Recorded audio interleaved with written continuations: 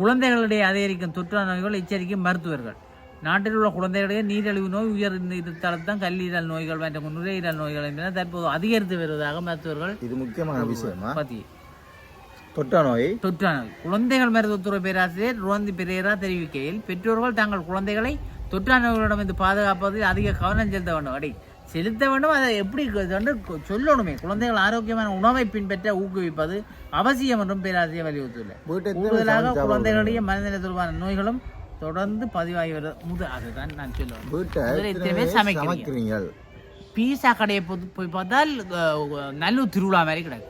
அந்த நல்லூருடைய அந்த அந்த சாப்பாடு கடையை பொழுதோட போய் பார், சனத்தப்ப சாப்பாட்டு கடவுளியடா வந்து அதுவும் பெரிய ஸ்டார் ஹோட்டல். அந்த சாப்பாட்டு கடவுளியை நான் முந்திரால முதல்ல யாருக்கும் சொன்னாடாப்பா. அதில் வச்சு என்னடா யாழ்ப்பாணத்தில் சமைக்கிறதே இல்லையாடாண்டு.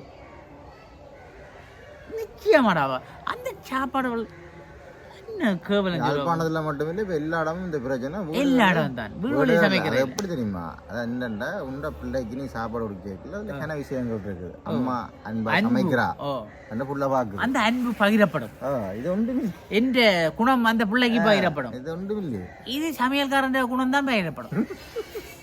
தெரியுமே, நான் ஒரு வீடியோ சொன்னாங்க தெரியுமா, அந்த சமைக்கிற ஆளுன்ற அந்த மன நிலை, அந்த மன பக்குவம் அந்த சாப்பாடுகள்ல சேரும்.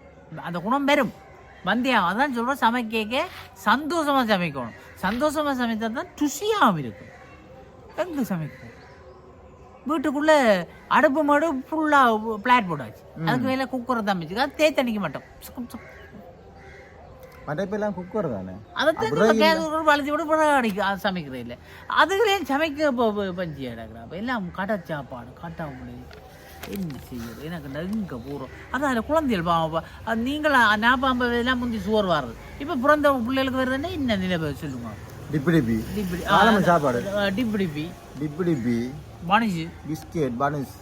இந்த அன்றைக்கு ஒரு டாக்டர் சொன்னார், பேக் பண்ணுற சாமான் இருக்கும். பேக் பண்ணுற சாமான் இல்லை ஆபத்தாங்க. கிட்னி பாதிப்புக்கு எல்லாம் பேக் பண்ணுற சாப்பாடு சாப்பிடக்கூடாது.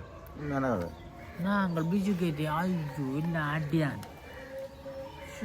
பிள்ளைகள மனநிலை கூட அதனால பாதிக்க மனநிலையும் பாதிக்க. சாப்பாடு கூட தான் நல்ல மைண்ட் வரும். ஐயோ பிள்ளைகளை பாருங்கோ கடவுளே, சீரியல் பார்க்குறேன் மடி வச்சு அமைச்சு கொடுங்க இல்லையே, மடி கீரியல் வச்சு அமைச்சு கொடுக்கும்.